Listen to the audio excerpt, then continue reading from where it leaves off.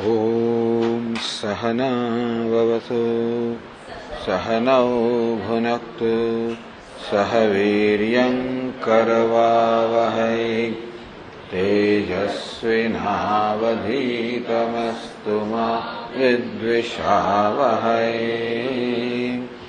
ॐ शान्ति शान्ति। ॐ पूर्णमदः पूर्णमिदं पूर्णात् पूर्णमुदच्यते पूर्णस्य पूर्णमादाय पूर्णमेवावशिष्यते। ॐ शान्ति शान्ति शान्तिः। विश्वं दर्पणदृश्यमाननगरी तुल्यं निजान्तर्गतम् आत्मनि मायया बहिर्वोद्भूतं यथा निद्रया यस्साक्षात् कुरुते प्रबोधसमये स्वात्मानमेवाद्वयम् तस्मै श्रीगुरुमूर्तये नमः। इदं श्रीदक्षिणाम्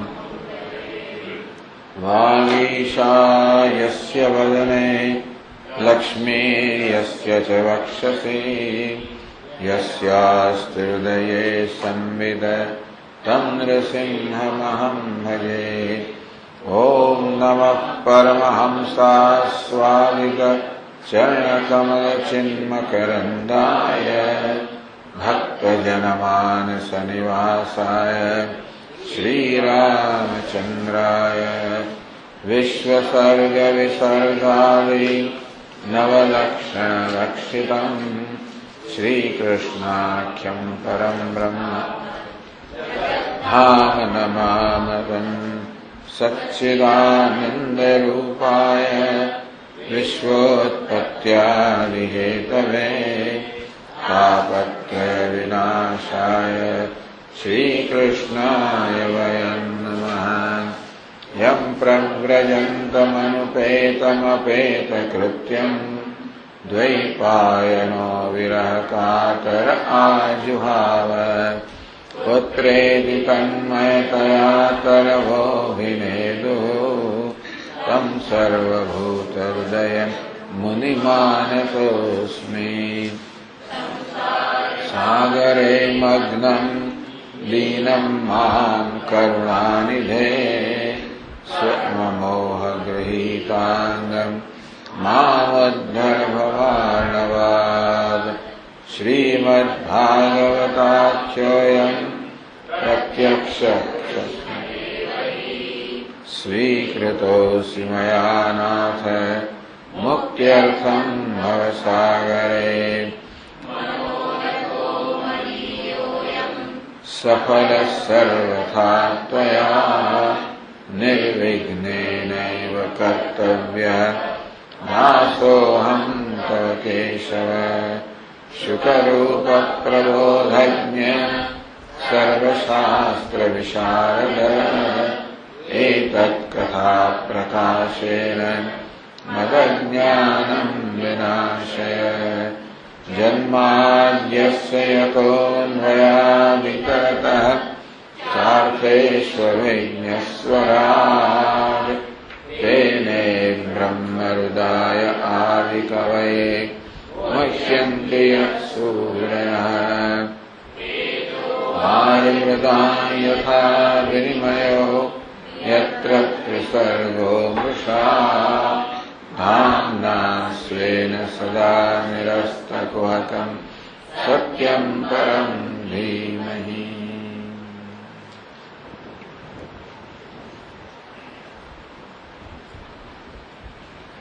तो भगवान को योगास्त्रयो मया प्रोक्ता नृणां श्रेयो विदित्सा મનુષ્યનું કલ્યાણ કરવાની ઈચ્છાથી મેં શાસ્ત્રમાં 3 પ્રકારના યોગનું વિધાન કરેલું છે. જ્ઞાનમ કર્મ ચ ભક્તિશ્ચ. જ્ઞાન યોગ, કર્મયોગ અને ભક્તિ યોગ, આ 3 યોગનું મેં શાસ્ત્રમાં વિધાન કરેલું છે મનુષ્યના કલ્યાણ માટે. નિર્વિણ્ણાનામ જ્ઞાન યોગ. જ્ઞાન યોગ કોના માટે છે? નિર્વિણ્ણાનામ, જે લોકો પૂર્ણ વૈરાગ્ય ધરાવે છે એમના માટે આ જ્ઞાન યોગનું વિધાન છે. જ્ઞાસી નામે કર્મસુ, વૈરાગ્ય હોવાને કારણે કોઈ ભોગ વિષયમાં જેમને રસ નથી, જે લોકોને આ લોક કે પરલોક કોઈ પણ જગ્યાએ ઇન્દ્રિયોના વિષયો કે ભોગ પ્રાપ્ત નથી કરવા,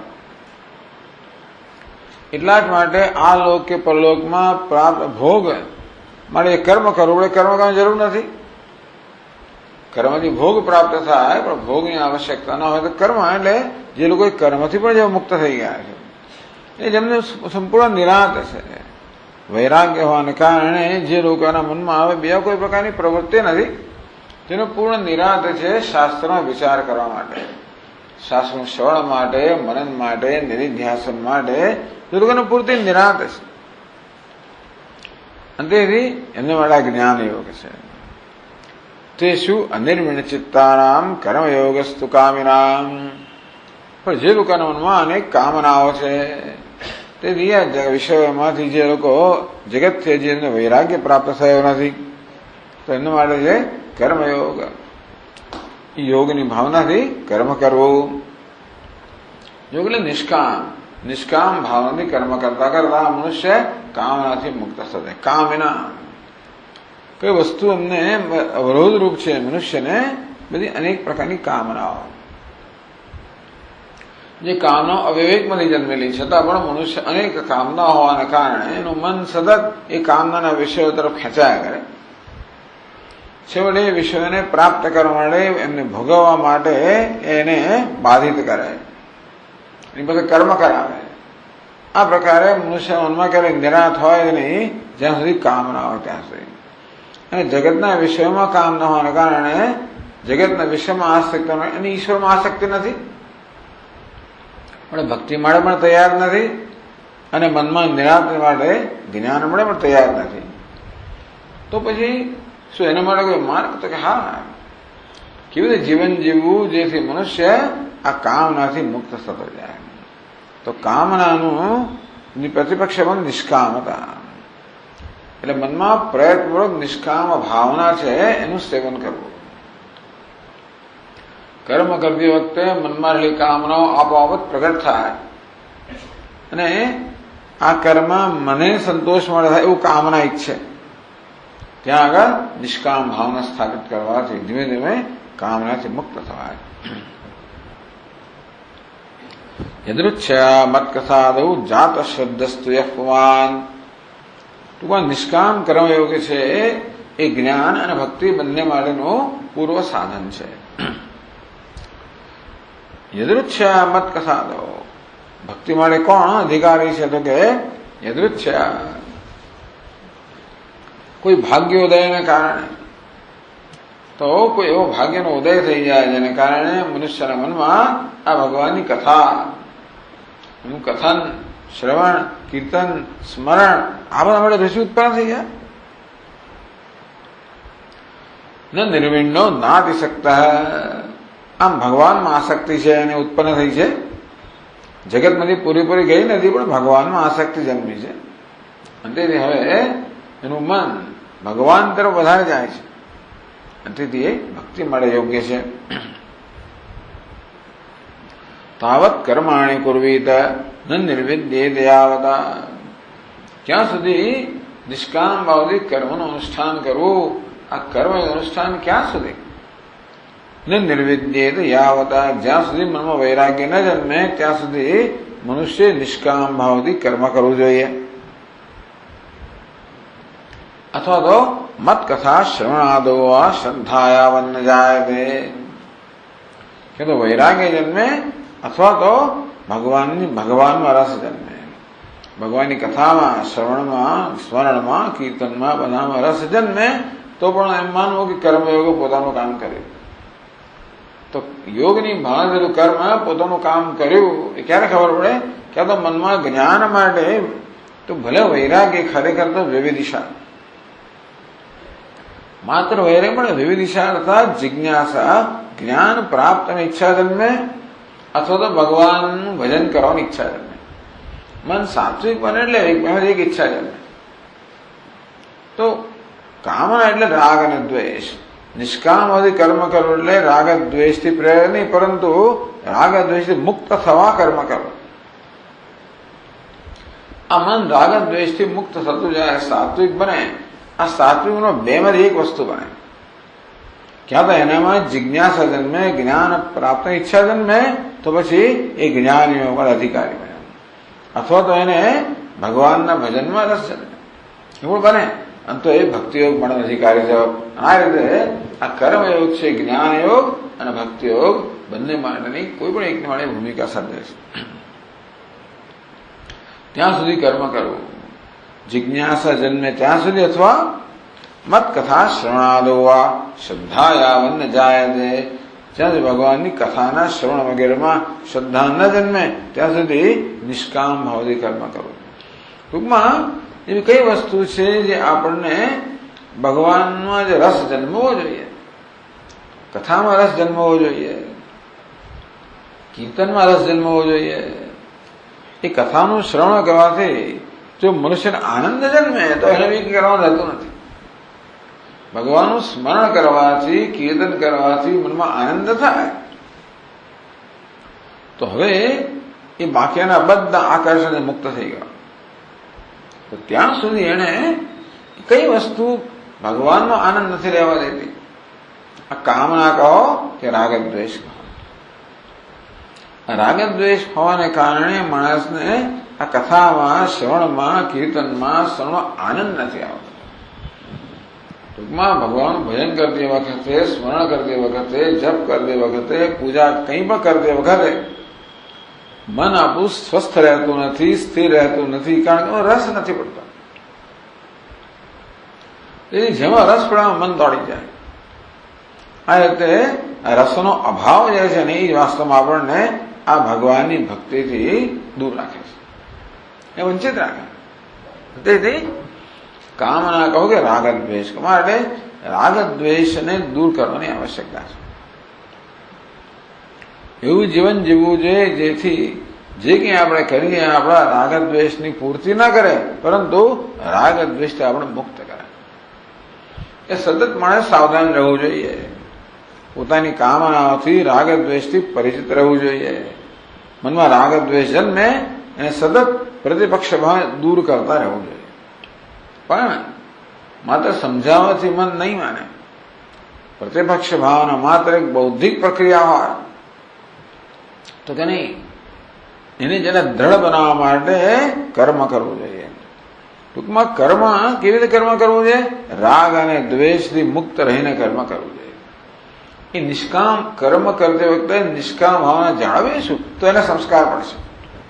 ખાલી સમજાવ્યું તો મન પટાઈને વળી પાછું બહુ થઈ જશે. પણ કર્મ કરતી વખતે નિષ્કામ ભાવના જાળવીશું તો નિષ્કામપણાના સંસ્કાર ધીમે ધીમે દ્રઢ થતા જશે અને કામનાના સંસ્કાર છે એ ક્ષીણ થતા હશે. એટલે કર્મ કરવું. કર્મ તો અમુક સમય સુધી ચાલે, એ સમય સુધી તમારે ભાવના જાળવવી પડે. અને તેથી બહુ મહત્વની વસ્તુ છે કે આ નિષ્કામ ભાવને આપણે વ્યવહારમાં લાવવો જોઈએ. તો જીવને આપણે વ્યવહારમાં વસ્તુ ઉતરે, મન સાત્વિક બને.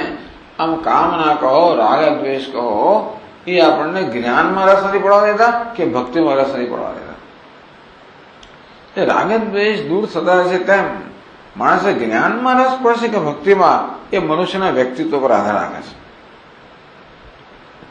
કોઈ લાગણીશીલ વ્યક્તિત્વ લઈને જન્મ્યું હોય તો એને કદાચ ભગવાનના ભજનમાં રસ પડે. કોઈ વિચારશીલ વ્યક્તિત્વ લઈને જન્મ્યું હોય તો એને આ શાસ્ત્રના વિચાર વગેરેમાં રસ પડે.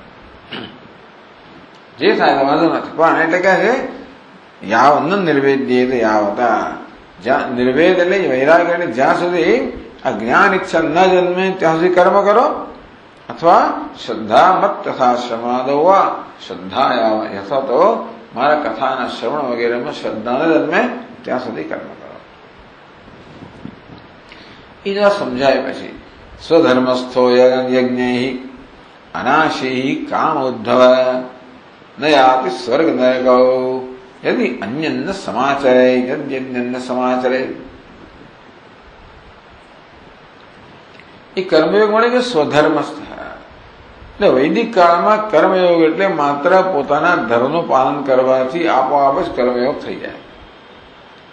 કર્મ વર્ણાશ્રમ જે ટૂંકમાં જે વર્ણમાં હું હોઉં, જે આશ્રમ, ટૂંકમાં જે પ્રકારનું કર્મ મારે કરવાનું હોય એ કર્મમાં નિષ્ઠા, સ્વધર્મસ્થા. કર્મના ફળમાં નિષ્ઠા નહીં, પરંતુ કર્મમાં નિષ્ઠા. એ કર્મમાં નિષ્ઠા એટલે ફરજમાં, કર્તવ્યમાં નિષ્ઠા. પરંતુ કર્તવ્યમાં નિષ્ઠા ત્યારે રાખી શકાય જ્યારે મનમાં જે કંઈ પ્રલોભનો વગેરે વસ્તુઓ છે એનાથી આપણે ઉપર ઉઠીએ તો જ. બાકી પ્રલોભન આપણને કંઈ ને કંઈ શોર્ટકટ, હવે દાને કોણ આટલું બધું કર કરે એટલે થોડું પેલું ચણાનો લોટ નાખી દો, પેલું એટલું ઉકાળા કરવી પડે તો એવું કોણ કરે? આ નાખી દીધું, પેલું નાખી દીધું. હવે જાત જાતના બધા માર્ગ અપનાવીને આપણે આપણું કામ સરળ બનાવીએ તો કે નહીં. જે વસ્તુ જેમ થવી જોઈએ તેમ કરવાની એક ચીવટ, એવો એક પ્રેમ. યજ્ઞ અનાશી અકામ ઉદ્ધવ. જેનામાં કોઈ કામના વગરનું કર્મ કરે એટલે પોતાના ધર્મ અનુષ્ઠાન કરે પણ પોતાની કામનાને પૂરી કરવા માટે નહીં, આશાઓને પૂરી કરવા માટે નહીં. યજ્ઞ યજન, ઈશ્વરનું યજન કરવાની ભાવના છે. એ છેવટે જ્ઞાન દ્વારા કે ભક્તિ દ્વારા ઈશ્વરને પ્રાપ્ત કરશે. ન યાતિ સ્વર્ગ નરક. તો સ્વર્ગમાં કે નરકમાં ક્યાં જવાનું રહેશે નહીં. યદિ અન્યન ન સમાચરે, નિષિદ્ધ કર્મ ના કરે તો ના જ કરે, પણ છતાંય પોતાના ધર્મનું અનુષ્ઠાન કરે અને નિષિદ્ધ કર્મ ના કરે તો નિષ્કામ કર્મ કરે છે માટે સ્વર્ગમાં નથી જતો, નિષિદ્ધનું આચરણ રહિત રહે છે માટે નરકમાં જતા નથી. તો શું કહે?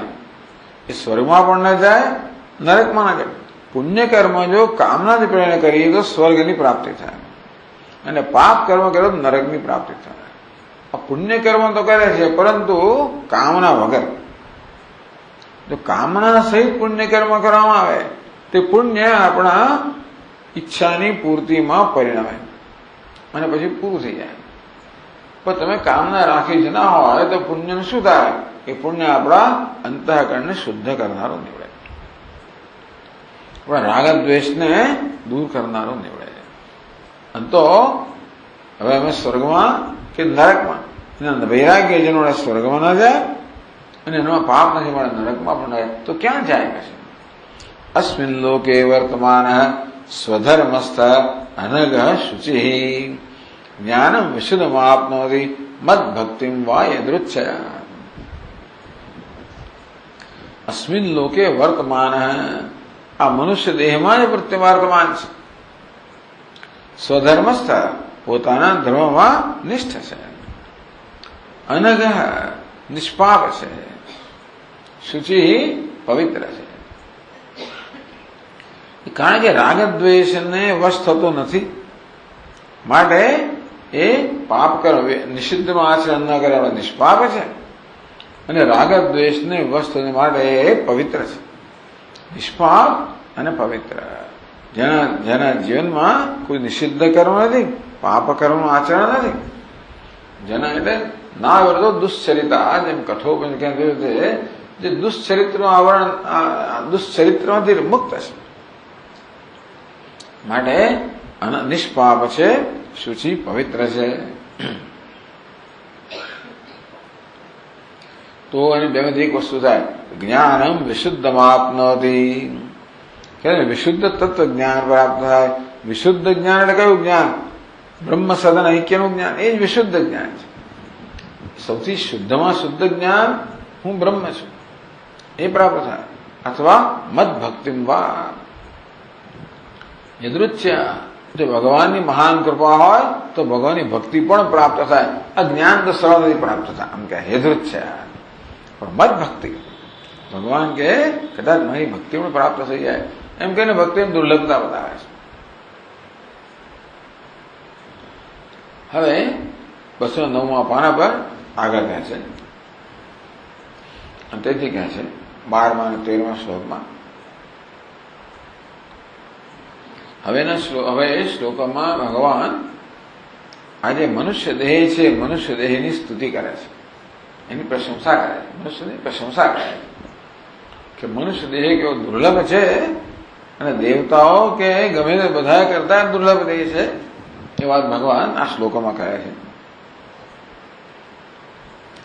સ્વર્ગિણોપ્યેતમિચ્છન્તિ લોકે નિરયણસ્તથા લોકમ નિરણયસ્તથા સ્વર્ગિણોપ્યેતમિચ્છન્તિ લોકમ નિરયણસ્તથા સાધકમ જ્ઞાન ભક્તિભ્યામુભયમ તદ સાધકમ.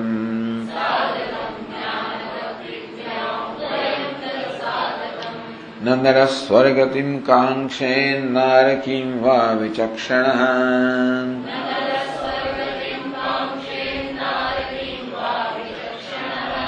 નેમં લોકમ ચ કાંક્ષેત દેહાવેશાત પ્રમાદ્યતે.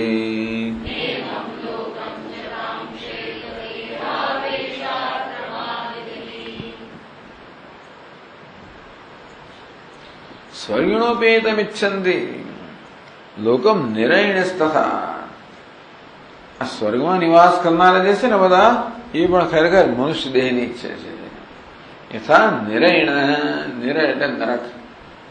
જેવી રીતે નરકમાં વસનાર લોકો મનુષ્ય દેહની ઈચ્છા કરે તેવી રીતે આ સ્વર્ગમાં વસનારાઓ પણ મનુષ્ય દેહની ઈચ્છા કરે છે. સ્વર્ગના ઈચ્છા કરતા નરકના તો કરે જ ને, એટલે નિરયણ એ દૃષ્ટાંત પણ આપ્યું. યથા નિરયણ ઈચ્છંતિ તથા સ્વર્ગિણોપી ઈચ્છંતિ. નરક મેંદાના લોકો કેમ ઈચ્છા કરે? વિચારે કે ભગવાન જો અમને આ હવે ત્યાં તો ત્રાસી ગયા ને, નરકમાં તો ભયંકર દુઃખથી ત્રાસી ગયા હોય, યાદ આવે કે કેમ નરકમાં છીએ, અમે પાપ કર્યું એટલે. પાપ ક્યાં થાય? પુણ્ય ને પાપ બંને મનુષ્ય દેહમાં જ થાય. એક મનુષ્ય દેહમાં જ કર્તૃત્વ બુદ્ધિ હોવાના કારણે આપણે માત્ર કર્મ છે ને એ કર્મનું બંધન કે મુક્તિ, ટૂંકમાં આ કર્મનો ભાર માત્ર મનુષ્ય દેહમાં જ છે. બીજા કોઈ દેહની અંદર સ્વતંત્ર બુદ્ધિ નથી, કર્તૃત્વ નથી, માટે એ તો માત્ર ભોગતા છે. એ માત્ર પોતાના કર્મ જે છે ને એ કર્મ ખપાવેલા છે. એક મનુષ્ય જેવો છે જે નવા કર્મને ઉત્પન્ન કરે છે, કારણ કે હું કરું છું એ પ્રકારને એનામાં અભિજાતનો એક અભિમાન છે કે હું કર્મ કરી રહ્યો છું, કર્તૃત્વ બુદ્ધિ છે. એ નરકની અંદર જાત જાતની પીડાઓ થાય. એમને પેલા કડાયામાં તળવામાં આવે, પછી પેલા ધગધગતા થાંભલા સાથે પાક ધરવામાં આવે, એવું જાત જાતનું કરવામાં આવતું હશે. ખબર શું થાય નરકમાં? ગરુડ પણ આવતું વર્ણન આવતું હોય. યાદ આવે ને કે આનું કારણ શું? અમે શું ધંધા કર્યા, અમે જયારે મનુષ્ય લોકમાં હતા ત્યારે શું ધંધા કર્યા, એના પરિણામ એમના પ્રાપ્ત થયું છે. એટલે હવે એ લોકો વિચારે કે ઓહો ભગવાન, તમે ફરી આ મનુષ્ય દેહ આપો. તમે એવું નહીં કરી, અહીં ગમે એટલું કે તો એ માને નહીં, અને ગમે તેટલી સલાહ આપીએ ને ઘણી વાર અનુભવ થાય તો જ માણસની આંખો ખુલે, બાકી સમજાવવાથી થતું નથી. પેલા શું છે, વાતોના ભૂત વાતોથી ના માને, ભૂત લાતોથી માને, એવું છે. લાતોના ભૂત વાતોથી ના માને કે છે. તેવી રીતે માણસ ગમે તેટલું કે આમ ના કરીશ, એ તો કરે છે. ના હું તો ગાઈશ, ના ગાઈશ હતું. એટલે ગધેડાને શિયાળ સાથે મિત્રતા થઈ ગઈ. કોઈ વાઘનું ચામડું મળી ગયું તો ગધેડાએ પહેરાવી દીધું, એ તો વાઘ જેવો દેખાવા માંડ્યો. બસ પછી તો, અને પછી શિયાળની સાથે ગયો ખેતરમાં, વાઘ બધા ડરીને ભાગી ગયા. શેરડીનું ખેતર, ગધેડાને તો એકદમ બસ મુક્તિ મળી ગઈ. શેરડીના ખેતરમાં આનંદ થયો હતો, બસ ખાવા માંડ્યો. અને જેમ જેમ પેટ ભરવા માંડ્યું તેમ તેમ આનંદ થવા માંડ્યો. તેમ તેમ ધીમે ધીમે એને અંદરથી થયું પ્રેરણા કે હું ગાઉં. શિયાળ કે ના હું તો ગાઈશ, અને ગાઉં હોંચી એટલે પેલા ખબર પડી ખેતર કે આ તો વાઘ ને ત્યાં તો ગધડું છે. જે પછી એની ભલે થઈ, એ ભલે થાય ત્યારે ખબર કે ના ગાવું જોઈતું હતું. તેવી રીતના માણસોને પણ નરકની અંદર આ પ્રકાર અનુભવ થાય ત્યારે ખબર નહોતું કરવા જોઈએ. એ કરતા હતા ત્યારે લોકો બહુ સમજાયા, પણ ત્યારે ના માને. સમજેથી હવે કે ભગવાન અમને મનુષ્ય દેહ આપો, તો અમે એવું નહીં કરીએ અને મનુષ્ય દેહનો અમે સદુપયોગ કરીશું. સ્વર્ગનો જેવી રીતે નરકના લોકો તો સ્વાભાવિક છે કે ઈચ્છે છે, પણ સ્વર્ગના લોકો પણ ઈચ્છે કે અમને મનુષ્ય દેહ પ્રાપ્ત થાય. એવું કેમ? જો અક્કલ વાળા હોય તો, બાકી ના ઈચ્છે. મોટા ભાગના લોકો સ્વર્ગમાં શેને વડે જાય? એશ આરામ માટે જાય. એ એશ આરામ પૂરતા મળી રહે, એટલે મોટે ભાગે તો લોકો એના નશામાં જ હોય. અને તેથી આ સિવાય બીજું કશું છે એવું એમને સૂઝે પણ નહીં. બસ આ જ છે. પણ કોઈ એવા સમજદાર લોકો હોય, એ લોકો જુએ કે અમે તો અહીં પણ એવા ફસાઈ ગયા છીએ. હવે એવું છે ને, કોઈ વસ્તુથી આપણે જરા થોડોક અનુભવ તો પછી ટેવાઈ જાય, પછી એનું બહુ મહત્વ ના રહે. જ્યાં સુધી આ મર્ત્ય લોકમાં આ મનુષ્ય દેહ હોય ને ત્યાં સુધી સ્વર્ગની કલ્પના એને ખૂબ ઝણઝણાટ જન્માવે, એક્સાઇટમેન્ટ. ત્યાં તો અપ્સરાઓ હોય, તો ફલાણું આવી જાતની કલ્પના કરતા કરતા ક્યાં મળતો જોઈએ. નંદનવન આ પ્રકારનું હોય, અપ્સરાઓ આ પ્રકારની હોય, બીજા બધા ટૂંકમાં સ્વર્ગનું વર્ણન સાંભળીને આ માણસને એ પ્રકારનું એટલે એવો એક નશો ચડે, એ જોઈએ છે મારે. પણ એકવાર મળે ને પછી ધીમે ધીમે બહુ કિંમત માને. હિન્દુસ્તાનમાં માણસ ત્યાં સુધી કેનેડા જેવું છે ને, ઓસ્ટ્રેલિયા જેવું છે ને, અમેરિકા જેવું છે, અહીં બીજો ત્રાસી ગયો હોય, અહીં કાદવ ને કિચડ ને દૂધ ને ફલાણ બધા ધુમાડા બધા એટલે અમે સાંભળીએ ને, આપણે ગયા તો નથી, પણ ભીડ ભાડ ધમાલ બધું જાત જાતનું હોય આખો દિવસ. કે ન્યુઝીલેન્ડ કેવો સુંદર પ્રદેશ છે, આહા, કેનેડામાં શું સ્વચ્છતા છે, અમેરિકામાં શું તો કે સાહેબી છે. સાંભળીને ત્યાં જવાની ઈચ્છા થાય. ત્યાં જાઓ, ચાલો ધારો કે કદાચ સાહેબી મળે, એ તો અહીંથી સંભળાય જ છે, ત્યાં ગયા પછીની વાત જુદી હોય છે. કદાચ ધારો કે સાહેબી મળી પણ ગઈ તો એ શું? બિચારો અહીંયા માંડ એક રૂમમાં રહેતો, 6 જણ સાથે રહેતા હોય, એટલે ત્યાં એને પછી 3 બેડરૂમનો અપાર્ટમેન્ટ મળી ગયો, મોટર કાર મળી ગઈ. ઓહો, 6 મહિનામાં એકદમ એ ખૂબ જ એક્સાઇટમેન્ટ હોય, એકદમ ઉત્સાહ મનમાં હોય અને ઝણઝણાટ હોય. શું ધીમે ધીમે પછી શું? પછી ત્યાંની વસ્તુઓ છે ધીમે ધીમે મગજનો કબજો લેતી જાય કે નોકરી તો છે, પણ નોકરી ચાલુ રાખવી અઘરી છે ભાઈ. એટલી સ્પર્ધાઓ છે, અને જો જરાક ચૂક્યા તો પડ્યા, તો કાઢી મૂકશે, નહીં આવવા દે, બીજો આગળ વધી જશે. ધીમે ધીમે ત્યાંની ચિંતાઓ છે જુદા પ્રકારની હોય, એ મગજ પર સવાર થતી જાય. એટલે પછી આ મોટર ગાડી હોય તો એ શું, ટૂંકમાં હવે એ વસ્તુ એ પ્રકારના તમારામાં એક્સાઇટમેન્ટ જન્માવતી નથી, લેવાઈ જાઓ. સાયકલ શરૂઆતમાં આવી ત્યારે ચલો આંટા ફેરા ખાવા 10 કરી, બા દહીં લઈ આવો, દૂધ લઈ આવો, પેલું લઈ આવો, શાક લઈ આવો, થોડા વખત મળે. હજી સાયકલ ફેરવાની મળે, એ 400 મહિના ફેરવ્યા પછી તો બા કે દૂધ મને સમય મારે વાંચવાનું. હવે એવો એને એટલો બધો રહ્યો નથી એનું આકર્ષણ. આમ કોઈ વસ્તુનું આકર્ષણ ધીમે ધીમે ધીમે જતું જાય. સ્વર્ગમાં પણ અહીંયા ત્યારે અનેક બધી કલ્પનાઓ છે, ત્યાં ગયા પછી બધું ભોગ ભોગવતા હશે, પણ ધીમે ધીમે આકર્ષણમાંથી મુક્ત થઈ જાય પછી શું? તો અહીંયા પણ એ સંસાર છે, જુદા પ્રકારનો. હિન્દુસ્તાનમાં આવું કરપ્શન હોય, ભ્રષ્ટાચારને બદલે ત્યાં પેલા બેનર હતા ને ત્યાં ભ્રષ્ટાચાર શરૂ થઈ ગયો. ભ્રષ્ટાચારને બદલે ત્યાં ભ્રષ્ટાચાર અહીં શરૂ થઈ ગયો. પણ ચાલો, ભ્રષ્ટાચાર અહીંયા આ સ્તરે છે, અને બીજે ભ્રષ્ટાચાર જ્યાં માણસો તો ભ્રષ્ટાચાર હોવાનો છે, જુદા સ્તરનો હોવાનો. એટલે આ ભ્રષ્ટાચાર ત્રાસીને ત્યાં ધીમે ધીમે જોયું કે ત્યાં જુદા પ્રકારનો ભ્રષ્ટાચાર તો છે. માણસ ઉઘાડે 6 કદાચ કાયદોનો ભંગ નહીં કરતા હોય, પણ છતાંય કાવા દાવા તો કરતા હોય છે. બીજાના પગ કેમ ખેંચવા અને કેમ પાડો કેમ ઝૂંટવેલું, આ તો ચાલતું જ હોય છે. એ કાયદેસર રીતે કરે. ટૂંકમાં કાયદાનો આશ્રય લઈને આ બધું કરે. તો કહેવાતો કાયદો અને આશ્રયને એની જ ધંધા કરે. તો ખબર કે આ તો બધા કાગડા કાળા નાખા, બધે કાળા છે. પછી એટલે તે માણસ એકવાર ટેવાઈ જાય, ભાઈ ત્યાંની સાહેબી વગેરેનો કોઈ તેની જાત જવાનું કોઈ મહત્વ નથી. અહીં ગયા ત્યારે હોંગકોંગ, બેંકોક, ફલાણા જાત જમા પણ જણાય 6-12 મહિના. ત્યાંના લોકોને શું જરૂર કઈ રોજ જોવા છે? આપણે રોજ જોવા જઈએ. આજે મ્યુઝિયમ જોવા ગયા ને પેલું જોવા ગયા ને ફલાણું જોવા ગયા, બરાબર છે. ત્યાં 5 વર્ષ તમે કોણ જોવા જવાનું છે?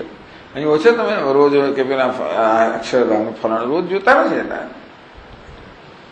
તેવી રીતે સ્વર્ગના લોકો ટેવાઈ જાય. પછી કે ગયા એટલે સમજદાર લોકોને જણાય કે આ ફસામણી જ છે. અને સ્વર્ગ માત્ર ભોગ મેળવવાને કારણે એમાંથી મુક્ત થવાય જ નહીં. અત્યારે નવા કર્મ કરી ના શકો અને માટે ઈચ્છા કરે કે અમને આ મનુષ્ય દેહ પ્રાપ્ત થાય, જેથી અમે સત્કર્મ કરીએ, જીવનનું કલ્યાણ કરીએ. આમાંથી મુક્ત થવાની ઝંખના જન્મે. છેવટે સ્વર્ગમાં રહીને જો સમજદાર માણસ હોય તો સ્વર્ગના ભોગમાંથી પણ છૂટવાની ઈચ્છા જન્મે કે આ પણ એક પ્રકારની ફસામણી છે. આ સોનાની સાંકળ છે, પેલી તાપી પેલી ચાંદીની સાંકળો અને લોખંડની સાંકળો અને એવી પણ સાંકળ તો ખરી. સ્વૈગણોપેદમિચ્છન્તિ લોકમ નિર્ણય તથા. આમ નરકના લોકો ત્રાસી જવાને કારણે જેવી રીતે મુક્તિ માટે મનુષ્યદેહ છે, તો સ્વર્ગના લોકોને અભાવ જન્મે છે બધા ભોગની અંદર, અને તેથી એમાંથી મુક્ત થવા એ પણ મનુષ્યદેહ છે. તો શા માટે ઈચ્છે છે? સાધકમ જ્ઞાન ભક્તિભ્યામ. કે મનુષ્યદેહ કેવો છે? જ્ઞાન ભક્તિભ્યામ સાધક. આ જ્ઞાન અને ભક્તિ માત્ર મનુષ્ય દેહમાં થઈ શકે. કર્મયોગ પણ, યોગ વસ્તુ હંમેશા મનુષ્ય દેહમાં શક્ય છે. તો કર્મયોગ દ્વારા જ્ઞાનની યોગ્યતા પ્રાપ્ત થાય કે ભક્તિની યોગ્યતા પ્રાપ્ત થાય, અને જ્ઞાન અથવા તો ભક્તિ દ્વારા સાધકમ. આ મનુષ્ય દેહ શું છે? સાધક છે, સિદ્ધ કરનારો છે. શું? તો કે મોક્ષ, કે જીવનનું કલ્યાણ કરનારો છે. એને જે જોઈએ તો મળે. જ્ઞાન દ્વારા મોક્ષ મળે અથવા ભક્તિ દ્વારા એને ભગવાનનું ધામ મળે, જે જોયું તો મળે. પણ આ વસ્તુ ક્યાં શક્ય છે? મનુષ્ય દેહમાં જ માત્ર શક્ય છે. ઉભયમ તત્ અસાધકમ. ઉભયમ, આ સ્વર્ગનો દેહ છે અને નરકનો દેહ છે, બંને અસાધકમ. એ બેમાંથી એકે પણ મોક્ષનું સાધન નથી. જ્ઞાન ભક્તિ મોક્ષ સાધકમ और ज्ञान भक्तियो साधकम. પણ એવું તો થાય છે કે મનુષ્ય દેહ છે પેલા જ્ઞાન ભક્તિઓ સાધકમ, જ્ઞાન અને ભક્તિનું સાધક છે. આ મનુષ્ય દેહમાં નિષ્કામ કર્મ શક્ય છે. એ દ્વારા મનુષ્ય સાત્વિક બને અને તે જ્ઞાન અથવા ભક્તિ પ્રાપ્ત કરે. અને જ્ઞાન ભક્તિ પહેલા જ્ઞાન ભક્તિઓ સાધકમ.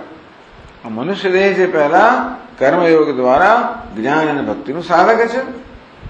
જ્ઞાન ભક્તિ જ્ઞાન ભક્તિ દ્વારા મોક્ષનું સાધક છે. ઉભયમ તત્ અસાધકમ. પણ સ્વર્ગનો દેહ ઉભય એટલે પેલા બે. આ સ્વર્ગનો દેહ છે તે અને નરકનો દેહ છે એ જ્ઞાન અને ભક્તિનું સાધક નથી. તો પછી મોક્ષની તો વાત જ ક્યારે? કે તે કર્મ જ ના થાય ને. ખરેખર જકડાઈ જાઓ તમે. ટૂંકમાં મનમાં જે રાગ દ્વેષ છે મુક્ત થવાનું તે સાધન જ નથી. એ સાધન માત્ર આ મનુષ્ય દેહમાં જ છે. અંતેથી આ સ્વર્ગના નરકના લોકોની જેમ સ્વર્ગના લોકો પણ આ મનુષ્ય દેહ ઈચ્છે છે. મનુષ્ય પ્રાપ્ત થયા પછી શું કરવાનું? એટલે કહે છે ન નર સ્વર્ગતિમ કાંક્ષેદ નારકિમ વા વિચક્ષણ. જો વિચક્ષણ નર, મનુષ્ય વિચક્ષણ હોય, બુદ્ધિમાન હોય, સ્માર્ટ હોય. બુદ્ધિમાન એટલે ખરેખર સાચી અર્થમાં સ્માર્ટનેસ. મોટે ભાગે મનુષ્યો ચાલાક કહેવાય ખરા, પણ ખરી ચાલાકી હોતી નથી. સ્વાર્થી કહેવાય પણ ખરો સ્વાર્થ નથી હોતો. સાચા અર્થમાં સ્વાર્થી બનવું સારું છે. અંગ્રેજીમાં કહેવાય એનલાઇટન સેલ્ફિશનેસ. સેલ્ફિશનેસ સ્વાર્થી પણ તો કેવું તો કે પરિપક્વ બુદ્ધિપૂર્વકનું સ્વાર્થી પણ. માણસ સ્વાર્થી ભલે રહ્યો તો બુદ્ધિપૂર્વકનું સ્વાર્થી પણ. એ બુદ્ધિપૂર્વક સ્વાર્થી પણ એટલે શું? માણસને ખબર પડે કે નિસ્વાર્થ બનવાથી ખરેખર સ્વાર્થ સદાશે. અક્કલ વગરનું સ્વાર્થી પણ કયું કે બીજાના ભોગે પોતાના સ્વાર્થને પૂરો કરવો. એ જાણતો નથી કે બધો પૂરો થાય જ નહીં. ટૂંકમાં માણસ જ્યાં સુધી પોતાના અહંકારને સંતોષ માંગતો હોય એનું નામ સ્વાર્થ પૂરો કરો. અહંકાર સંતોષ અથવા તો પોતાની ઈચ્છાઓ પૂરી કરવી, ઝંખનાઓ પૂરી કરવી, ઇન્દ્રિયના ભોગની ઝંખનાઓ એ પૂરી કરવી, અહંકારને તુષ્ટિ કરવાની એ ઝંખનાઓ પૂરી કરવી. ઇન્દ્રિય વિષય ભોગોની ઈચ્છા હોય, ધન સંપત્તિ સત્તા પ્રતિષ્ઠાની ઈચ્છા હોય, સ્વર્ગની ઈચ્છા હોય, લોકોને એમ કે આ ઈચ્છા પૂરી કરવી એ ખરેખર ચાલાકી છે. તો કે નહીં, આ સ્વાર્થને પૂરો કરવાથી સ્વાર્થ ક્યારે પૂરો થાય જ નહીં. આ સ્વાર્થ તો અગ્નિ સમાન છે. સ્વાર્થને પૂરો કરો અગ્નિમાં ઘી હોમવું. અને તેથી આ સ્વાર્થ જેમ પૂરો કરીએ તેમ ઉલટો વધારે વધારે માગતો જાય. એ મન માગે મોર, પેલો કે આ મન કેવું છે વધારે વધારે માગે, જેમ આપતા છે તો વધારે માગે એવું છે. એટલે ખરેખર જેને આપણે જે સ્વાર્થી માણસ છે ને એ સ્વાર્થી નથી. ટૂંકમાં પોતાનો સ્વાર્થ કેમ પૂરો કરવો એની અક્કલ એનામાં નથી. તો વિચક્ષણ અક્કલવાળો માણસ એ સ્વાર્થી ભલે રહ્યો પણ એ જાણે છે પોતાનો સ્વાર્થ કેમ પૂરો કરવો? નિસ્વાર્થ બનવાથી પોતાનો સ્વાર્થ પૂરો થાય. આ સ્વાર્થ છે એ તો મારા માથા પરનો બોજ છે. અને તેથી જીવનમાં બોજથી મુક્ત ક્યારે થઈ શકાય? આ સ્વાર્થ વૃત્તિથી મુક્ત થઈએ તો જ બોજથી મુક્ત થાય. આવું સમજનારો માણસ વિચક્ષણ કહેવાય. કારણ કે સામાન્ય માણસ તો એમ જ માને કે સ્વાર્થ જન્મે તો પૂરો કરવો. વિચક્ષણો કોને કહેવાય? જે આખી આ રમત સમજે, મનની રમત સમજવી. આ મન રમત રમી રહ્યું છે એ સમજવી કે મન જે રમત રમે છે કે સ્વાર્થ પૂરો કરવાથી મારું કલ્યાણ થશે, કે નહીં નહીં, એ વાત ખોટી છે. વિચક્ષણ કે ખરેખર તો સ્વાર્થને ત્યાગ કરવાથી, સ્વાર્થથી ઉપર ઉઠવાથી, સ્વાર્થને પૂરો કરવાથી નહીં, સ્વાર્થથી ઉપર ઉઠવાથી, સ્વાર્થથી મુક્ત થવાથી, એટલે કે નિસ્વાર્થ બનવાથી. એ વિચક્ષણ માણસ જાણે કે આ સ્વાર્થ કહો અહંકાર કહો એ જ ખરેખર તો બોજ રૂપ છે. હું જેને મુક્તિનું સાધન માનું છું એ ખરેખર બંધન કરનારું છે. આ કામનાઓ છે, કામનાને પૂરી કરવાથી કામનાઓ પૂરી થવાની નથી. એ કામનાને પૂરી કરવી એ ખરેખર તો બુદ્ધિનું કામ નથી, અક્કલનું કામ નથી. કામ નથી, મુક્ત થવું એ અક્કલનું કામ છે. તેથી વિચક્ષણ નરઃ ન સ્વર્ગતિમ કાંક્ષેત નારકિમ વહ. હવે નરકની ગતિ કોઈ ના ઈચ્છે, પણ એ આ નરક છે ને દૃષ્ટાંત આપે. યથા નારકિમ ન ઈચ્છે તથા સ્વર્ગતિમ અપી ન ઈચ્છે. કોઈ અક્કલ વગરનો માણસ પણ નરક તો ના જ ઈચ્છે. નરકનું થોડું વર્ણન સાંભળ્યું હોય તો ગરુડ પુરાણનું ક્યારેય સાંભળ્યું હોય એટલે મૃત્યુ પછી ગરુડ પુરાણ જ સંભળાવે. એટલે ફરી કોદળા હોય એટલે માણસો થોડો વખત તેની અસર રહે, બહુ લાંબો સમય ના રહે. કારણ કે આ જગતનો બધો મોહ એવો છે ને કે ભલી આપણી અક્કલ છે એને પાછું ઢાંકી દે. પણ આ કોઈને મૃત્યુ ગરુડ પુરાણ સાંભળે એટલે થોડા વખત તો અસર નહીં રહે કે ભાઈ આ તો નહીં, નરા તો ના જ જોઈએ. કઈ પ્રકારની વૈતરણીમાંથી પસાર થવું પડે ને શું થતું હોય બધું જયારે સાંભળીએ ત્યારે માણસને એમાંથી તો વૈરાગી જન્મે છે. એ નારકે ટૂંકમાં અક્કલ વગરનો માણસ પણ નરકની ગતિ તો ના જ ઈચ્છે. એટલે ટૂંકમાં આપણને કહેવાની જરૂર, તમે નરક ના ઈચ્છશો કહેવાની જરૂર છે. એટલે ટીકાકારો કહે છે કે આ નારકી ગતિ છે તો માત્ર દૃષ્ટાંત માટે આપવામાં આવે. જેવી રીતે કોઈ પણ માણસ નરકની ગતિ નહીં છે તેવી રીતે વિચક્ષણ માણસે સ્વર્ગની ગતિ પણ ન ઈચ્છવી જોઈએ. ના વિચક્ષણ કહેવાય. બાકી સામાન્ય માણસો સ્વર્ગ ઈચ્છે ને. સ્વર્ગ એટલે બધો મહોત્સવ ક્યાં હોય, સાહેબી હોય, જ્યાં બધા પ્રકારની ભોગ વૃત્તિ પૂરી થાય એમનામ સ્વર્ગ. તો એવું કોણ ના ઈચ્છે? સામાન્ય માણસ જે છે એ તો સ્વર્ગ ઈચ્છે છે. સ્વર્ગ એટલે અમેરિકા કહો કે ન્યુઝીલેન્ડ કહો કે પછી સ્વર્ગ કહો કે ચંદ્રલોક કહો કે પછી એના બધા એનું પણ વર્ણન સાંભળીએ ને કે પેલા કેવું મકાન બાંધ્યું, 27 માળનું મકાન બાંધ્યું, કેટલા અબજો રૂપિયા ખર્ચ્યા, એમાં 3 હેલીપેડ બનાવ્યા, એમાં આટલું ફલાણું બનાવ્યું, આવું કર્યું. આ મોં પાણી આવે. આપણે તો કેવું એ કેવાય કે હવે અક્કલ વગર માણસ. ટૂંકમાં કે એક માણસે કેટલો સમય બરબાદ કર્યો, કેટલા પૈસા બરબાદ કર્યા, એટલી પૂરું નથી થવાનું. હવે પાછું એ મકાન એને બરબાદ કરાવડાવશે આગળ. કે જે ઊભું કર્યું તો ભોગવવું તો પડે ને પાછું. ત્યાં તમે થિયેટર બને એનો ઉપયોગ કરવો પડે. જે સાધન ઉભા કર્યા એને અનુભવ તો પડે ને પાછળ. એટલે વળી પાછો સમય અને શક્તિનો બગાડ.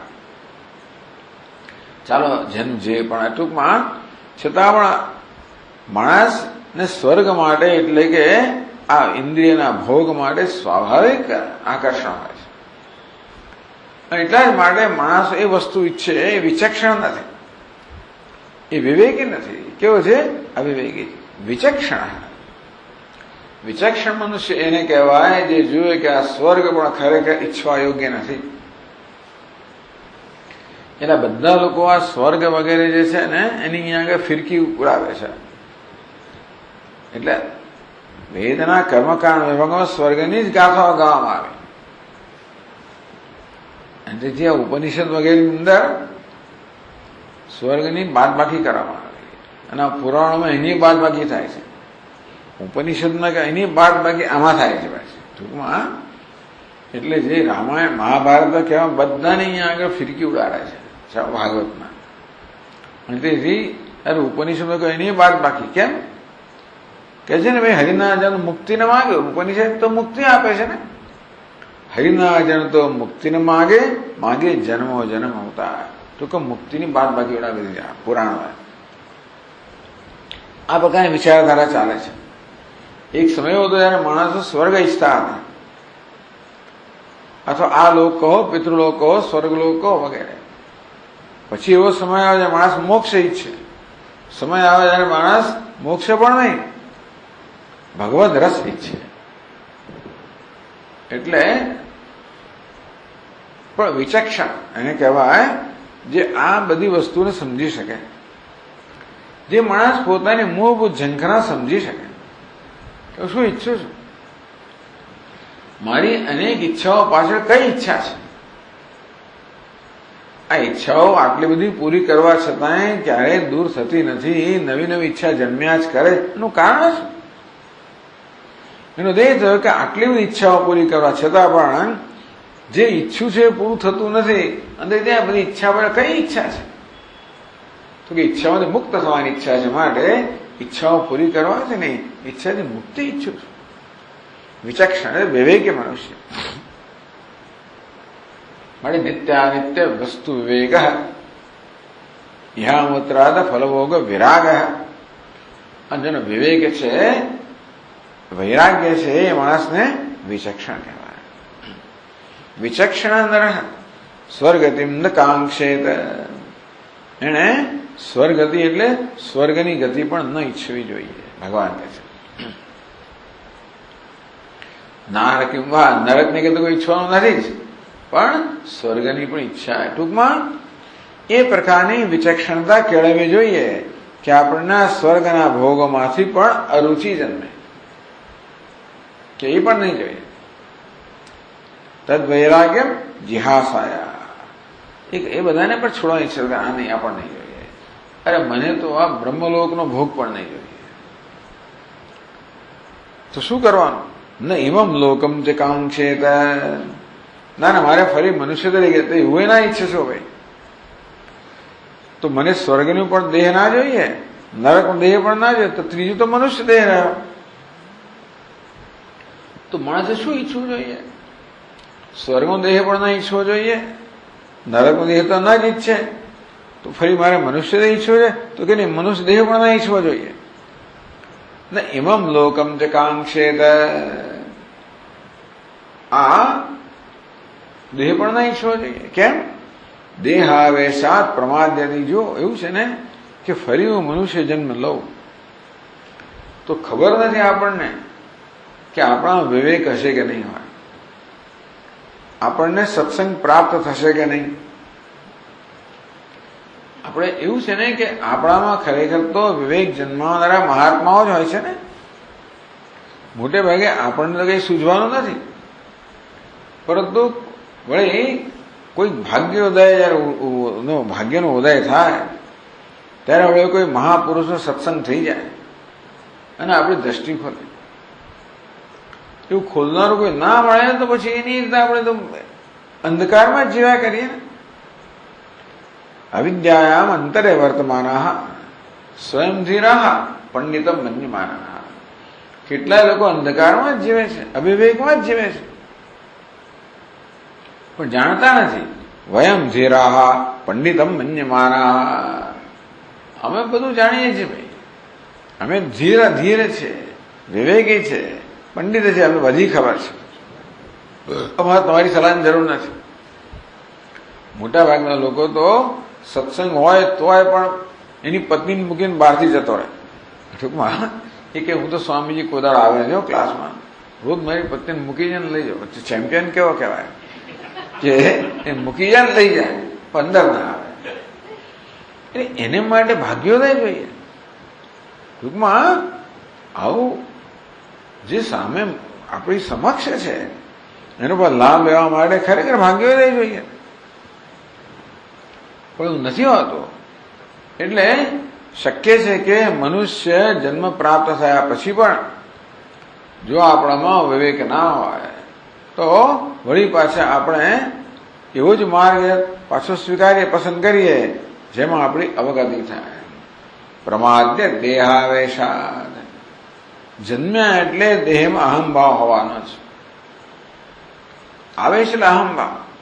માણસ જન્મ્યો એટલે દેહમાં અહંભાવ તો હોવાનો છે. આ દેહમાં અહંભાવના કારણે દેહના આકર્ષણને પોતાના આકર્ષણ માનવાનો, અંતેથી દેહની ઈચ્છાઓ અભિલાષાઓ પૂરી કરવાને જ માણસ જેનું ધ્યેય માનવાનો. અંતેથી આ બધી ઈચ્છાઓ પાછળ શું ઈચ્છા છે એ વિચાર કર્યા વગર જ પ્રમાદ્ય દે. જે કરવાનું છે ના કરે. પ્રમાદ કોને કહેવાય? ઉલટું સુલટું કર્યા કરે, રામાટલામાં કર્યા કરે, અરે જલ્દી તૈયાર થઈને બીજું શું કર્યા કરે. અત્યારે ભારતની ટ્રેન જવાની છે એ પુસ્તક ગોઠવવાના અત્યારે. એટલે આવું બધું માણસ ઘણા થતું હોય છે, બીજું જ કામ કરવા માંડે. એટલે પણ જે કરવાનું હતું ત્યાં ટ્રેન જતી રહે છે, ફલાણું જતું રહે છે, ત્યાં આટલું કરી લો બસ. તેમ જીવનની અંદર પણ જે કરવાનું છે ટ્રેન જતી રહે એટલા પેલા મૃત્યુ દેવતા આવી જાય. પ્રમાદ જે કરવાનું છે ન કરે અને આડી અવળી વસ્તુ કર્યા કરે. તેમ જીવનની અંદર પણ જે કરવાનું છે ન કરે અને બીજું ઉલટું સુલટું કર્યા કરે. અને પછી દેહની અંદર અહંભાવ હોવાને કારણે દેહમાં આસક્તિ હોવાની પૂરી શક્યતા છે. તે દેહના ભોગો જે છે એને મહત્વ અપાશે. અને તો આ મોક્ષ છે એ વૈરાગ્ય જન્મવાનું નથી. એટલે શક્ય છે કે ભાઈ મનુષ્ય દેહ તમે ધારણ કરશો તોય પણ વિવેક હશે કે નહીં ખબર નથી. અને એ શક્ય છે કે માણસ ભાઈ અવિવેકનું જીવન જીવે, પ્રમાદનું જીવન જીવે. પ્રમાદ્યતિ નૈમમ લોકમ ચ કાંક્ષેત. ટૂંકમાં જો ભાઈ માણસ વિચક્ષણ હોય તો એને સ્વર્ગની પણ ઈચ્છા ના કરવી જોઈએ, નરકની ઈચ્છા તો ના જ કરે, પણ સ્વર્ગની ઈચ્છા પણ ના કરવી જોઈએ. એટલું ને પુનર્જન્મની ઈચ્છા જ ના કરવી જોઈએ. ફરી મનુષ્ય જન્મ એવું પણ ઈચ્છા ના કરો. જન્મ તો જુદી વાત છે, પણ આપણી ઈચ્છા શું હોવી જોઈએ? આ મનુષ્ય દેહ પ્રાપ્ત થયો તો ફરી જન્મ મૃત્યુના ચક્રમાંથી હંમેશ માટે ક્યાં મુક્ત એવી ઈચ્છા હોવી જોઈએ. ના સ્વામી, ઘણા લોકો ભવિષ્યનું પ્લાનિંગ કરતા હોય છે, કઈ ને પછી જોઈ લઈશું, આ તો આવે આવતા જન્મમાં કહ્યું છે ને કે આપણો તો ફરી જન્મવાનું જ છે ને, આવતા જન્મમાં જોઈ લઈશું. કોને ખબર? યહ ચેદ વેદિત અથ સત્યમસ્તિ ન ચેદિહ વેદિત મહતિ વિનષ્ટિ. આ દેહ જયારે મળ્યો છે ત્યારે જો જ્ઞાન પ્રાપ્ત થયેલું થયું તો જીવન સાર્થક થયું, નહીતર મહાન વિનાશ છે. એટલે એટલે ટૂંકમાં આ લોક એટલે આ મનુષ્ય દેહ પણ ન ઈચ્છું એટલે શું ઈચ્છું? આ દેહમાં જન્મવામાંથી જ મુક્તિ છે. અંતેથી કહે છે આગળ, એતદ વિદ્વાન પુરા મૃત્યોરભવાય ઘટેતસઃ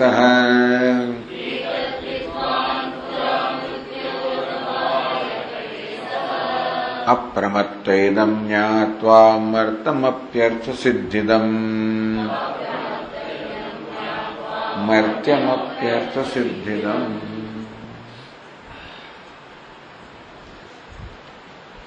એતદ વિદ્વાન, આ વસ્તુ જાણીને એતદ શું?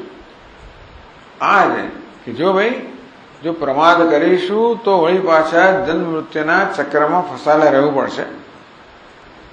એટલે સ્વર્ગની ઈચ્છો એટલમાં પ્રમાદ, બીજો જન્મ ઈચ્છો પણ પ્રમાદ. સાથે સાથે એતદ વિદ્વાન, જાનંદ, આ જાણીને શું જાણીને? સાધકમ જ્ઞાન ભક્તિભ્યામ. આ મનુષ્ય રહે છે એમાં આપણને જ્ઞાન ભક્તિ પ્રાપ્ત થાય.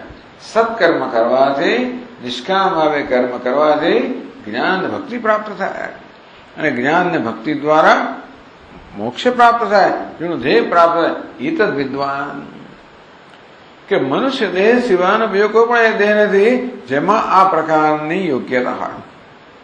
એક મનુષ્ય દેહમાં એ યોગ્યતા છે. મારે પ્રમાદ એતદ વિદ્વાન, અને પ્રમાદ જેથી પ્રમાદ ના કરવો જોઈએ. અપ્રમત્ત, મનુષ્ય દેહ પ્રાપ્ત, અપ્રમત્ત એટલે શું? સાવધાન બનવું જોઈએ. સાવધાન છે નથી, કયું ધ્યેય છે અને કયા માર્ગે જવું, સાવધાની એ જ પ્રકાર. તો માણસ જયારે યાત્રા કરતો હોય ત્યારે હંમેશા જે જ્યાં પહોંચવાનું છે એ લક્ષ્ય કહો કે ધ્યેય કહો, એની સતત સાવધાની રાખવી જ પડે ને. તમે ગમે ઘરે તમારું વાહન લઈને આવતા હો તો સતત મનના એક ખૂણામાં આ સાવધાનીઓ ક્યાં જઈ રહ્યો છે એ નથી હોતી, તો માણસ બીજે જતા રહે. ઘણી વાર કેટલી વાર એવું બનતું હોય છે કે આપણને ધારો કે લઈ ગયા લોકો, હવે જવાનું છે પ્રવચનમાં, અને માણસ બીજે એ જ રસ્તે, કારણ કે એ માણસ છે ને રોજ એ જ રસ્તેની ઓફિસે જતો હોય છે. ઓફિસે જવા માટેના આ એક્ઝિટ લેવાની, પણ પ્રવચન જવા માટે આગળ જવાનું હોય તો પેલો સાવધાની ના રહે. એટલે રોજનો રસ્તો છે એટલે પાછું રોજનું સવાર થઈ જાય એટલે વિચાર કર્યા વગર જ પેલી જૂની ટેવથી પેલો રસ્તો લઈ લે. પછી કહો સ્વામી આ તો હું ના, આ તો મારો રૂપી, આ તો ઓફિસનો રસ્તો, આપણે અત્યારે ઓફિસમાં જ જવાનું, આપણે ત્યાં જવાનું છે. તો ઘર બદલ્યું ઘણી વાર, તેથી પાછા આવતી વખતે ઘર થોડુંક આગળ છે, પહેલા રોજની જે એક્ઝિટ લેતો હોય ત્યાં જતો રહે. થોડુંક નહીં, આ તો સ્વામીજી આપણું જૂના ઘર પર આવી છે, આપણે નવા ઘરે જવાનું છે. પ્રમાદ એટલે ટૂંકમાં એટલે જો આપણે સાવધાન ન હોઈએ તો આપણે ભટકી જઈએ ને. સાવધાની કોને કહેવાય? સતત ધ્યેય માટેની સાવધાની હોવી જોઈએ. અહીંયા આવવાના બી ક્યાંક જતા રહે. જીવનની અંદર પણ ધ્યેયની સાવધાની હોય તો જ આપણે સતત એ જ માર્ગ લઈએ, યોગ્ય માર્ગ લઈએ. જરૂર કે કયો માર્ગ આપણને ધ્યેયને પ્રાપ્ત કરાય એ પણ જ્ઞાન હોવું જોઈએ. જેનું ધ્યેય શું છે એ સમજ હોવી જોઈએ, અને કયો માર્ગ ધ્યેયને પ્રાપ્ત કરે એ સમજ પણ હોવી જોઈએ. એટલે ધ્યેયની સાવધાની સાથે સાથે સતત, કારણ કે એવું છે ને કે સુરસ્ય ધારા નિશિતા દુરત્યા દુર્ગમ પથસ્તત કવયો વદંતી, કઠોપનિષદે કહ્યું આ તો ખાડાની ધાર પર ચાલવા જેવો માર્ગ છે. એટલે કે જેમ ખાડાની ધાર પર ચાલવું કેટલું દુર્ગમ છે, કેટલું મુશ્કેલ છે, તેવી રીતે એમાં માર્ગ મુશ્કેલ છે કરતા જે પ્રકારની સાવધાની જોઈએ, પેલા નટને એક દોરડા પર આમ ચાલતો તો કેટલી સાવધાની જોઈએ, એવી સાવધાની જોઈએ. કારણ કે માણસને ભગવાને વિવેક બુદ્ધિ આપી છે, ફ્રી વિલ એટલે પસંદગીની સ્વતંત્રતા આપી છે, અને તેથી પ્રત્યેક ક્ષણે પસંદગી કરવાની હોય છે. પ્રત્યેક ક્ષણે શું પસંદ કરવાની? રાઈટ એટીટ્યુડ, આપણામાં યોગ્ય ભાવના, એ પસંદગી કરવાની હોય છે. દરેક ક્ષણે મારે ભાઈ ભોગતા બનવું કે પ્રદાતા બનવું, કન્ઝ્યુમર બનવું કે કન્ટ્રીબ્યુટર બનવું, ઉપયોગી થવું કે ઉપયોગ કરવો. દરેક ક્ષણે આપણા મનમાં આ તો વિકલ્પ છે કે અત્યારે જે સંજોગો ઉભા થયા મને ઉપયોગ કરવો, એ દ્વારા મારા સ્વાર્થ પૂરો કરવો કે ઉપયોગી બનવું, મારી તેનું અર્પણ કરવું કે પછી ગ્રહણ કરવું. ગિવર અને ગ્રેબર, ગ્રેબ કરવું, પકડવું, ઝૂંટવી લેવું કે પછી પ્રદાન કરવું. આ પ્રત્યેક ક્ષણે આ જાતની એમાં ઝૂંટવી લે વસ્તુ ઝૂંટવા નથી હોતી, મનની વૃત્તિ જ કેવી છે. અત્યારના વ્યવહારમાં આ વ્યક્તિ સાથે વ્યવહાર કરી રહ્યો છું, એની પાછળ શું કરું? મારી બધી બુદ્ધિશક્તિ વાપરું જેથી આ વ્યક્તિનો કેમ ઉપયોગ કરું, આ સંજોગોનો મારા સ્વાર્થને પૂરો કરવા કેમ ઉપયોગ કરું, અથવા તો સ્વાર્થનો ત્યાગ કરું. આ સંજોગોને મારા સ્વાર્થમાંથી મુક્ત કેમ થવાય એ તો સંજોગનો ઉપયોગ કરવો, કે મારો સ્વાર્થ કેમ પૂરો કરવો એ મારા સંજોગનો ઉપયોગ કરવો, એ તો વિકલ્પ હોય છે ને. આ પસંદગી છે ને, લોકોને પસંદગી એટલે જ ખબર નથી, પણ આ પસંદગી છે. એટીટ્યુડ, ભાવના, કયા પ્રકારની વૃત્તિ મનમાં જાળવવી, સ્વાર્થ વૃત્તિ કે નિસ્વાર્થ વૃત્તિ, પ્રમાદ, સાવધાની. કારણ કે હંમેશા સ્વાર્થ વૃત્તિ જાળવવાના સંસ્કાર એવા દ્રઢ થઈ ગયા છે ને. અશ્વત્થમેનમ સુવિરૂઢ મૂલમ, આ સંસાર વૃક્ષ છે એના મૂળ બહુ દ્રઢ થઈ ગયા છે. સંસાર વૃક્ષ સ્વાર્થી વૃક્ષ, સ્વાર્થી વૃત્તિ. આ સ્વાર્થ વૃત્તિ જાળવવાની ટેવ એટલા લાંબા સમયથી છે, લોકોનો લાભ લેવાની વૃત્તિ એટલા લાંબા સમયથી છે, ઉપયોગ કરવાની વૃત્તિ એવા લાંબા સમયથી છે, પોતાનો સંગ્રહ કરવો, બધું પોતાનું બધું કરવું એવી વૃત્તિ એટલા લાંબા સમયથી છે કે સાવધાન ન હોઈએ તો એ વૃત્તિ આપણો કબજો લઈને આપણી પાસે એવું જ વર્તન કરાવશે. સાવધાન, મેં કહ્યું ને પેલી ખોટી એક્ઝિટ લેવાઈ જાય, સાવધાન ના હોય. તેવી રીતે જો સાવધાન ન હોઈએ તો સ્વાર્થ વૃત્તિ છે એ આપણા મનનું સંચાલન કરવાની જ છે, એને માટે કોઈ પ્રયત્ન જરૂર નથી.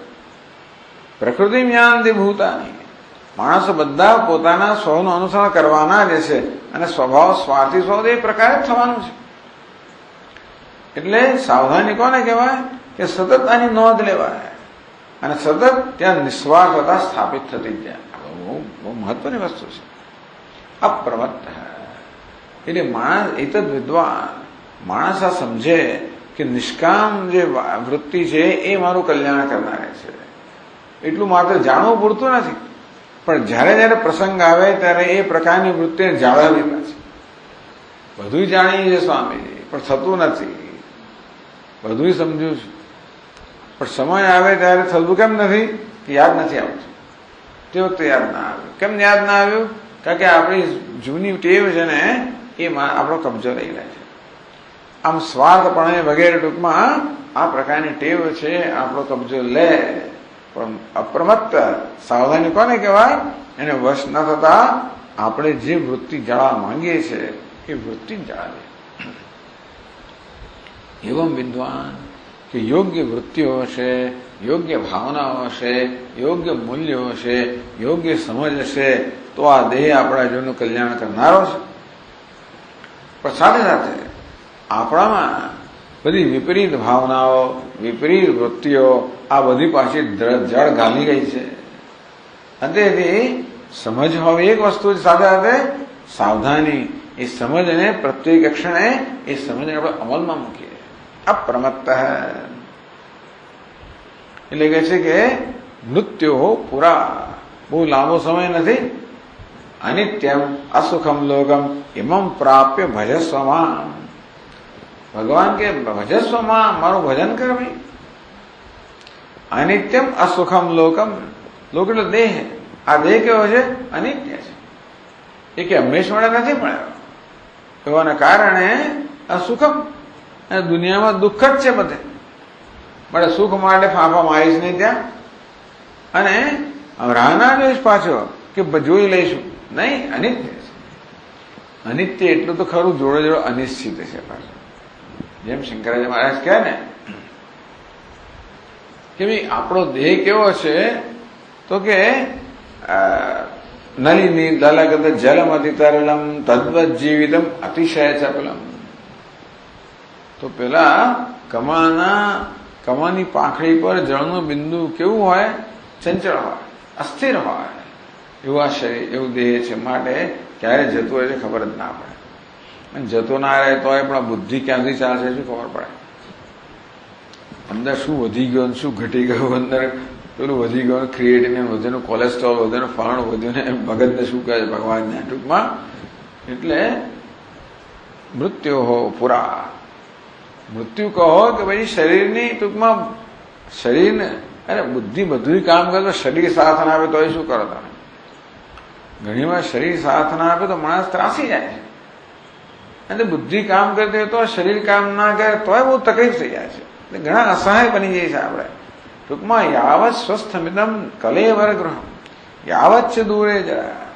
જેવી રીતે આપણને ભર્તૃહરિ મહારાજ કહે યાવત સ્વસ્થમિદમ કલેવર ગૃહમ, આ કલેવર ગૃહ જ્યાં સુધી સ્વસ્થ છે, યાવત છે દૂરે જરા, વૃદ્ધાવસ્થા જ્યાં સુધી દૂર છે, યાવત છે ઇન્દ્રિય શક્તિ પ્રત્યે, જ્યાં સુધી ઇન્દ્રિયોની શક્તિ હજી ક્ષીણ થઈ નથી ગઈ, યાવત ક્ષયો ના આયુષ્ય, જ્યાં સુધી આયુષ્યનો ક્ષય થયો નથી, આત્મશ્રેયસી તાવદેવ વિદિશા કાર્ય પ્રયત્નો મહાન. વિદ્વાન કે વિચક્ષણ માણસ એને કહેવાય જે આત્મકલ્યાણ માટે સતત પ્રયત્નશીલ હોય. પ્રોદીપ્તે ભવની તું કૂપખાનમ પ્રતિ ઉદ્યમ કીદૃશા. ઘરમાં આગ લાગ્યા પછી કૂવો ખોદવા જવાનો અર્થ નથી. એટલે મૃત્યુ પુરા, મૃત્યુની પહેલા એટલે વર્તમાનમાં જ અભવાય ઘટે સહ. અભવાય ફરી ભવ એટલે જન્મ ન થાય. આ જન્મ મૃત્યુના એને કહ્યું ને આગળ કે ભાઈ સ્વર્ગતિમ ન કાંક્ષેત નારકિમ વા ન ઇમમ લોકમ તે કાંક્ષેત. તો શું કાંક્ષેત? અભવાય, અપુનર્ભવાય, ફરી મારે જન્મ ના લેવો પડે. આ રીતે જન્મ મૃત્યુમાં, ટૂંકમાં તમે ભગવાનના ધામમાં જતો જન્મ ના થાય, અને મુક્ત થવા તો જન્મ ના થાય. ત્યારે માની લો ને આ જ્ઞાન ભક્તિને એક જ કક્ષાએ મૂક્યા છે. મારે આપણે આવું સમજવું પડે. ભક્તિથી શું ભગવાન પ્રાપ્ત, એટલે ભગવાનનું ધામ પ્રાપ્ત થાય. આપણને કદાચ પેલો સામીપ્યમ, એનો સાલોક્યમ વગેરે વગેરે મુક્તિ પ્રાપ્ત થાય, ચાલો જે હોય, પણ અભવાય ફરી આપણે આ જન્મ મૃત્યુના ચક્રમાં ન ફસાવવું પડે. ઘટે ત્યાં સુધી પ્રયત્ન કરવો જોઈએ. એ પ્રકારનો પ્રયત્ન કરવો જોઈએ કે ભાઈ આપણે મૃત્યુ આવે પહેલા મુક્ત થઈ જઈએ. ઇદમ જ્ઞાત્વા મર્તમપી અસિદ્ધિદમ અર્થસિદ્ધિદમ. આ દેહ મર્ત્ય છે, ટૂંકમાં અનિત્ય ભલે રહ્યો, મર્ત્ય ભલે રહ્યો, મૃત્યુનો અધીન ભલે રહ્યો, છતાં પણ અર્થસિદ્ધિદમ એટલે અર્થ એટલે પુરુષાર્થ. પુરુષાર્થની સિદ્ધિ પ્રાપ્ત કરવાની યોગ્યતા દેહમાં છે. એવમ જ્ઞાત્વા, એ જાણીને આ મનુષ્ય જે દેહ છે એનો સદુપયોગ કરો, જેથી મૃત્યુ આ દેહને છીનવી લે પહેલા આપણે મુક્ત થઈએ. મૃત્યુ ના હોય તો આવે. મૃત્યુ છીનવી લે પહેલા મૃત્યુને તૈયાર છે. કેમ તૈયાર છે? પોતે જ મરી ગયો. કેમ મરી ગયો? અહંકાર. એ પ્રકારનું મૃત્યુ. એટલે એ પછી આ દેહનું મૃત્યુને મહત્વ રહેતું નથી. એ પ્રકારે ભગવાન કહી રહ્યા છે આપણને. વિવેક, આ મનુષ્ય દેહ છે એની પ્રશંસા કરી રહ્યા છે, અને કેમ સદુપયોગ કરો, ભજસ્વમાં, મારું ભજન કર, એ બધું આપણને અહીંયા સમજાવી રહ્યા છે.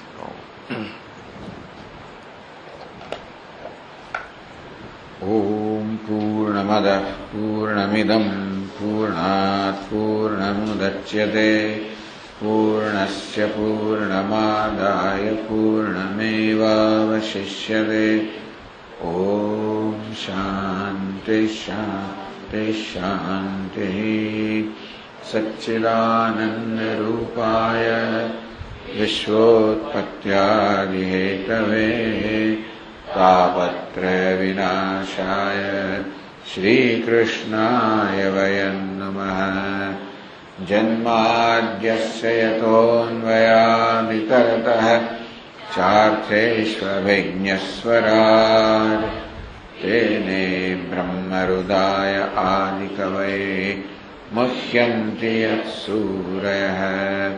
तेजो वायुमृदां यथा विनिमयो यत्र त्रिसर्गो मृषा धाम्ना स्वेन सदा निरस्तकुहकं सत्यं परं धीमहि।